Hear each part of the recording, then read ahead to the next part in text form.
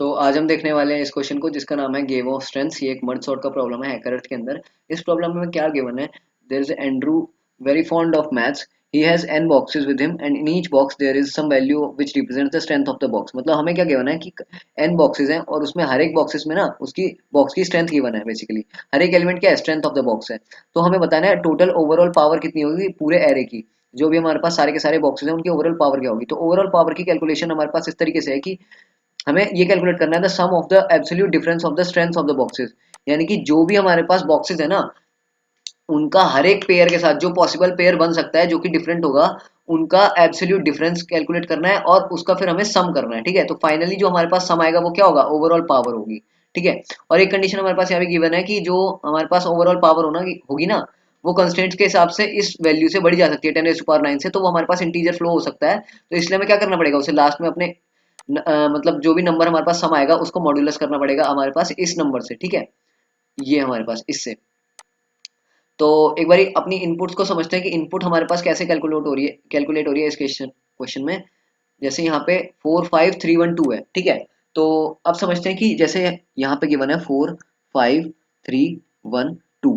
तो उसने ये बोला है कि हमें क्या कैलकुलेट करना है, हमें कैलकुलेट करना है the absolute difference of every pair. ठीक है, एब्सोल्यूट डिफरेंस करना है एवरी पेयर का और उसके बाद क्या करना है, उनका सम कर देना है। मतलब बेसिकली क्या करना है, sum of absolute difference of every pair. और एवरी पेयर भी कौन सा है, जो कि क्या हो, डिस्टिंक्ट हो। यानी कि हम ऐसे नहीं कर सकते, मतलब बेसिकली जिनका जो एब्सोल्यूट डिफरेंस है ना वो डिस्टिंक्ट है। यानी कि अगर मैंने मान लो एक पेयर 4 5 ले लिया, तो उसका नेक्स्ट पेयर जो 4 5 लेने का कोई मतलब नहीं बनता, क्योंकि हमें पता है कि इनका एब्सोल्यूट डिफरेंस बनाने वाला है और इसका भी एब्सोल्यूट डिफरेंस बनाने वाला है। तो क्योंकि हमें यहाँ एब्सोल्यूट डिफरेंस है ना, इसलिए हम उसको रिपीट मतलब करने का कोई उसका रीजन नहीं बनता। इसलिए हम जो ये एक बारी जैसे हमने 4 के साथ 5 ले लिया ना, फिर ये 5 के साथ हम 4 वापस से नहीं लेंगे। ठीक है, तो मैं यही समझाना चाह रहा था कि जैसे अगर हमें मान लो एब्सोल्यूट डिफरेंस कैलकुलेट करना है तो वो किस तरीके से होगा।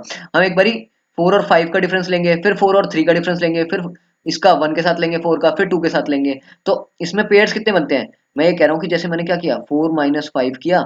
ठीक है, प्लस कर दिया 3 - 4, फिर कर दिया प्लस 1 - 4, फिर कर दिया प्लस 2 - 4। ठीक है, फिर कर दिया मैंने। अब मैं जैसे 5 के लिए आया, तो 5 जैसे इनका सम देखते हैं कितना बनेगा, और ये हर एक का ना हम एब्सोल्यूट सम लेंगे। ठीक है, ये याद रखना कि जो भी हम डिफरेंस ले रहे हैं वो एब्सोल्यूट लेंगे।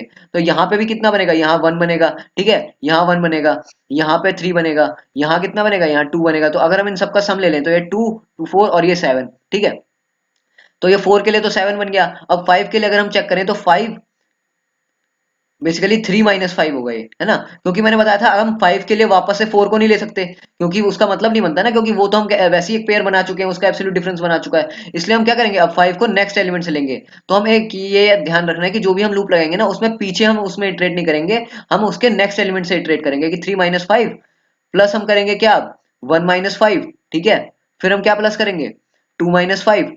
तो अब इसकी वैल्यू कितनी बनती है, यहाँ पे 2 बन गया, यहाँ पे 4 बन गया, यहाँ पे कितना बन गया, 3 बन गया। तो अगर हम इनका एडिशन करते हैं तो ये 6 और 3 9 हो गया, है ना। फिर हम क्या करेंगे, अब 3 के लिए चेक करेंगे। तो हम 3 के लिए बेसिकली अब चेक, हाँ 3 के लिए चेक करेंगे। तो 3 की इटरेशन कहाँ से स्टार्ट होगी, नेक्स्ट वैल्यू से। तो अब 1 - 3 करेंगे इसके लिए। ठीक है, फिर उसको ऐड करेंगे 2 - 3 से। तो इसकी वैल्यू कितनी बन गई, 2 यहाँ पे और 1 यहाँ पे। तो ये कितना बन गया सम इसका, ये 3 बन गया। और ऐसे हम लास्ट एलिमेंट के लिए जब हमारे पास 2 मतलब 1 पे पहुंच जाएंगे ना हम, तो हम 2 को चेक करेंगे। तो बस उसके लिए हम क्या करेंगे, बस 2 - 1 करेंगे, क्योंकि उसके आगे कोई एलिमेंट ही नहीं बचता। तो हम उसको बस 1 से ऐड कर देंगे। तो ये जो भी हमारे पास सम आया ना, हम इन सबको भी ऐड करेंगे लास्ट में। तो जैसे हमारा इस केस में 16 3 और 9 बन गया, है ना। तो ये क्या बन गया, टोटल ये 20 बन गया। और हमें ये भी गिवन है कि जो हमारे पास सम आएगा ना, उसको हमें क्या करना है, सम को हमारे को मल्टीप्लाई करना है किससे, मैक्सिमम वैल्यू जो हमारे पास मैक्सिमम एलिमेंट होगा ना उससे। तो मैक्सिमम एलिमेंट इस केस में क्या है, 5 है। तो हमने 20 इंटू में 5 किया तो 100 बन गया। तो बस हमें इस चीज का और ध्यान रखना है। तो ये हमारे, ये तो हमें समझ आ गया कि हमें क्वेश्चन में किस तरीके से करना है। अब ये देखते हैं कि इस क्वेश्चन को अप्रोच किस तरीके से कर सकते हैं कि हमारी जो टाइम कॉम्प्लेक्सिटी होगी ना वो काफी कम हो जाएगी। क्योंकि अगर हम नॉर्मल वैसे ही ब्रूट फोर्स लगाने लगे तो वो तो हमारे पास इसमें टाइम लिमिट एक्सीड कर देगा। तो सबसे पहले हम क्या करेंगे इस क्वेश्चन को अप्रोच करने के लिए ना, कि अपना जो एरे है उसको क्या कर देंगे, सॉर्ट कर देंगे। ठीक है, तो अगर हम मान लो सॉर्ट कर देते हैं तो देखते हैं कि इससे क्या फर्क पड़ेगा हमारे क्वेश्चन में। जो हमारे पास 1 2 3 4 5 है, वो हमें, क्योंकि इनका ना एब्सोल्यूट डिफरेंस निकालना है हर एक उसका, हमें कोई पोजीशन से तो मैटर नहीं करना नहीं है कि हमें हर एक की पोजीशन भी देखनी है। तो हम अगर पोजीशन मैटर नहीं करती तो हम इसको क्या कर सकते हैं, सॉर्ट कर सकते हैं। फिर हम क्या करेंगे कि जैसे मान लो हम ना ये देखेंगे कि हमारे पास जो ये एलिमेंट है ये वन, ये कितनी बार इसमें मतलब आगे जाके सब्ट्रैक्ट हो रहा है या फिर कितनी बार ऐड हो रहा है। तो मैं ये समझाना चाह रहा हूँ कि जैसे हमने मान लो ये देखा कि हम ना जैसे इसको माइनस करते जा रहे हैं, मैंने जैसे वन के लिए चेक किया तो मेरा जो वन है ना वो टू माइनस वन हो रहा है, ठीक है। फिर मैंने ऐड किया, मेरा जो थ्री माइनस वन हो रहा है, फिर मेरा फोर माइनस वन हो रहा है, फिर मेरा फाइव माइनस वन हो रहा है। तो मैं ये देख चुका हूं कि मेरा जो वन है ना वो सब्ट्रैक्ट कितनी बार हो रहा है, वो सब्ट्रैक्ट हो रहा है फोर टाइम्स। और फोर टाइम्स क्यों हो रहा है, क्योंकि वन के आगे कितने एलिमेंट्स हैं, फोर ही एलिमेंट्स हैं। तो मैं ये समझ चुका हूं कि जो से मान लो ये मेरी पोजीशन है एलिमेंट की, तो इसके आगे जितने एलिमेंट्स होंगे ना वो सारे उतने टाइम्स क्या होगा, ये नंबर सब्ट्रैक्ट होगा, है ना। हम ये समझ चुके हैं कि टोटल सब्ट्रैक्शंस कितनी होंगी। अब ये देखते हैं कि जैसे मान लो हम सब्ट्रैक्शंस का तो देख चुके हैं कि हमारे पास टोटल कितनी होंगी। अब अगर मान लो इसके पीछे हमें एडिशंस देखना है कि एडिशन कितनी बार होगा, तो एडिशन के लिए ना हमने यहाँ पे देखा कि ये जो राइट साइड में ये तो हमारे पास डिफरेंस बता रहा है ना। अब जो लेफ्ट साइड होगा ये हमारे पास क्या बताएगा, एडिशन कितनी बार होगा इस नंबर का। अब क्योंकि इस साइड में कोई एलिमेंट नहीं है इसके, तो अब मैं एक दूसरा एग्जांपल लेता हूँ। जैसे मान लो मैंने फोर को ले लिया, है ना। मैं देखता हूँ कि मेरे पास फोर में ना एडिशंस कितने हो रहे हैं। तो अगर मैं फोर को एडिशन करता हूँ तो मेरे पास जितने इस साइड होंगे, जैसे मैंने मान लो वन के लिए चेक किया तो वन माइनस फोर भी एक ग्रुप बनेगा, पेयर बनेगा, तो उसका एब्सोल्यूट डिफरेंस लेंगे। जैसे वन माइनस फोर वाला होगा, है ना। फिर मैं उसको मतलब करूंगा, फिर वो टू माइनस फोर वाला होगा, फिर मैं उसका ऐड करूंगा किसके साथ, फिर मैं करूंगा उसको थ्री माइनस फोर वाला। बेसिकली ये सारे के सारे क्या है, ये इनका एब्सोल्यूट डिफरेंस है। तो हम ऐसे समझ सकते हैं कि जो भी मेरे पास इसके इस साइड वाले पेयर बन रहे हैं ना, जो मेरे पास इसके ये लेफ्ट साइड वाले पेयर बन रहे हैं, ये सारे के सारे इतने टाइम्स कितने क्या होगा, ये नंबर ये एलिमेंट क्या होगा, ऐड होगा। क्योंकि इसको मैं क्या लिख रहा हूँ, इसको मैं बेसिकली लिख तो यही रहा हूँ ना, four minus one plus four minus two plus four minus three. तो उतनी टाइम्स वो हमारे जो एडिशन है हमारा टोटल सम है उसमें वो ऐड ही तो हो रहा है ना, ये फोर, है ना। तो ये नंबर ऐड कितने टाइम्स होगा, जितने एलिमेंट्स इसके लेफ्ट साइड में होंगे, ठीक है। तो ये समझ गए हम कि टोटल एलिमेंट्स का हम ये काउंट रख सकते हैं कि हमारे पास कोई भी हम इंडेक्स पे गए, हम जैसे इस ith इंडेक्स पे हैं, तो हमने ये देख लिया कि हम मतलब इसके लेफ्ट साइड कितने हैं और इसके राइट साइड कितने हैं। तो जितने इसके राइट साइड होंगे उतना तो हम क्या करेंगे, सब्ट्रैक्शन करेंगे उस नंबर का, है ना। और जितने इसके लेफ्ट साइड होंगे उतना हम क्या करेंगे, एडिशन करेंगे, ठीक है। तो एक बार ये देख लेते हैं कि इस अप्रोच से हमारा आंसर आ कैसे रहा है। तो सबसे पहले ना अपना एरे लिख लेते हैं सॉर्टेड वाला, one two three four five. तो अपनी अप्रोच के अकॉर्डिंग हम क्या करते हैं, एक एरे बना लेते हैं जिसमें हम क्या करेंगे, हर एक इंडेक्स पे जो भी हमारा सम बन रहा है उसको कैलकुलेट कर लेंगे। ये एरे ना भी बनाए तो हम बेसिकली कर क्या रहे हैं, बेसिकली हम हर एक इंडेक्स के लिए सम ही तो कर रहे हैं।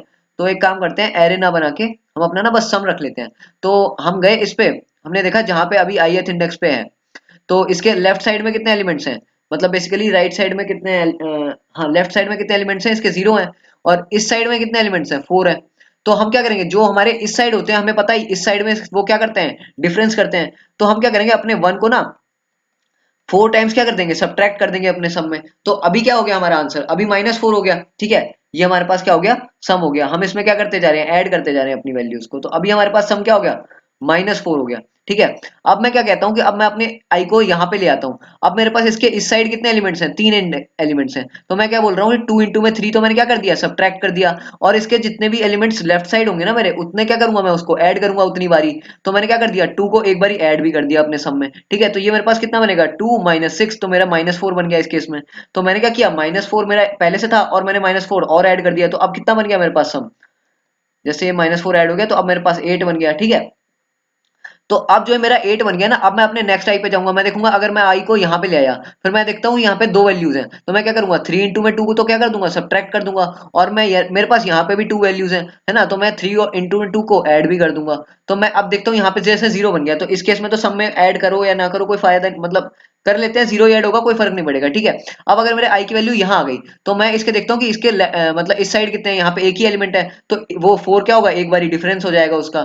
और इसके इस साइड कितने एलिमेंट्स हैं, तीन है, तो इसमें फोर इंटू में थ्री क्या होगा, ऐड हो जाएगा सब में, ठीक है। तो ये जो मेरे पास आंसर आएगा ये क्या होगा, ट्वेल्व माइनस फोर, जो कि एट होता है। तो अब ये जो मेरे पास एट है ना, इसमें मैं अपने एट को ऐड कर देता हूँ। ये मेरे पास, मैं क्या कह रहा हूँ कि ये जो मेरे पास माइनस एट था पहले, है ना, और अब आ गया मेरे पास क्या, एट आ गया, है ना। तो ये तो मेरे पास अभी तक का सम हो गया, पहले माइनस एट था, अब मेरे पास प्लस एट आ गया, तो अब मेरे पास सम कितना बन गया, जीरो बन गया, ठीक है। अब मैं चलता हूं अपने लास्ट एलिमेंट पे। तो लास्ट एलिमेंट जब होगा तो इसके इस साइड तो कोई भी एलिमेंट लिए हैं, तो डिफरेंस तो किसी भी एलिमेंट मतलब किसी भी एलिमेंट में नहीं होगा इसका। अब इसके पीछे जितने एलिमेंट थे ना, जैसे यहाँ पे 4 एलिमेंट हैं, तो मैं क्या करूंगा 5 को 4 से क्या करूंगा ऐड कर दूंगा, क्योंकि मेरे को पता है इसके पीछे जितने एलिमेंट्स होंगे उतने मेरे को एडिशन करने पड़ेंगे उतने टाइम्स। तो मैंने क्या कर दिया, ये 20 को अपने सम में ऐड कर दिया। ठीक है, तो ये मेरे पास सम कितना बन गया, 20 बन गया। अब मेरे पास ये सम 20 बन गया। अब मेरे को बस कुछ नहीं करना, लास्ट जो मेरे पास मैक्सिमम एलिमेंट है, जैसे इस केस में 5 था, मेरे को उस केस में 5 से बस मल्टीप्लाई करना है और 100 मेरा आंसर आ गया। तो यही हमें इनपुट में गिवन था।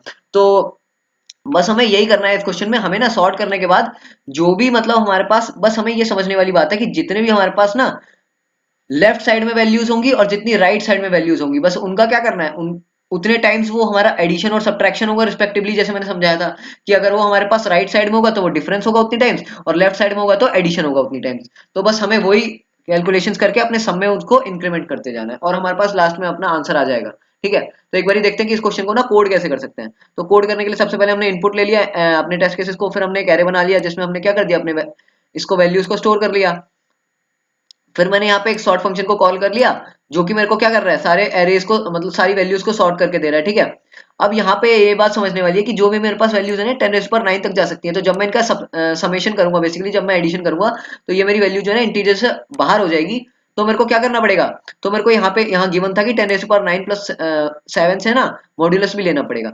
ठीक है, तो ये भी हम देखते हैं आगे। जैसे मैंने वही समझाया था कि जैसे हम ith इंडेक्स पे हैं, तो मैं ith इंडेक्स को क्या कर रहा हूँ, ये i टाइम्स तो क्या कर रहा हूँ बेसिकली आई वो, जैसे आई तो मेरा वो टाइम्स हो गया कि कितने मतलब कितने टाइम्स वो एडिशन हो रहा है। तो ये तो मैंने यहाँ पे वो कर दिया, एडिशन कितने टाइम्स हो रहा है। और फिर ये पीछे अगर हम उसके राइट साइड से देखते हैं कि राइट साइड में कितने एलिमेंट्स हैं, तो वो इससे पता चल जाएगा n-i+1 से, i-1 से।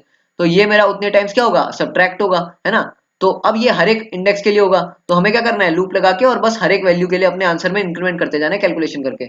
और जो भी मेरे पास अब ये वैल्यू आएगी उसको बस मॉड ले लेना है। ठीक है, पहला मॉड हमने किस ले लिया, पहला मॉड हमने इस डिफरेंस के लिए लिया, और दूसरा मॉड हमने जब आंसर में इंक्रीमेंट कर रहे हैं तो वो सम भी हमारा जो है वो वैल्यू से बड़ा हो सकता है, हमारी जो रेंज है उससे बड़ा हो सकता है, इसलिए हमने यहाँ पे सम करने के बाद भी मॉडुलस लिया। तो और लास्ट में बस हमें कुछ नहीं करना, जो भी हमारा आंसर आएगा वो तो हमारा सम हो गया, और उसे बस हमें जो मैक्सिमम वैल्यू थी, मैक्सिमम एलिमेंट था, उससे क्या कर देना है, उससे हमें मल्टीप्लाई कर देना है। मैक्सिमम एलिमेंट क्या होगा, सॉर्टेड ऑर्डर है, तो हमें जो लास्ट एलिमेंट होगा वही हमारा मैक्सिमम एलिमेंट होगा, तो हमें उससे मल्टीप्लाई कर देना है। ठीक है, तो ये हमारी हो जाएगी ओवरऑल पावर। तो बस हमें इतना ही क्वेश्चन मतलब इतना ही करना था इस क्वेश्चन में। Thank you.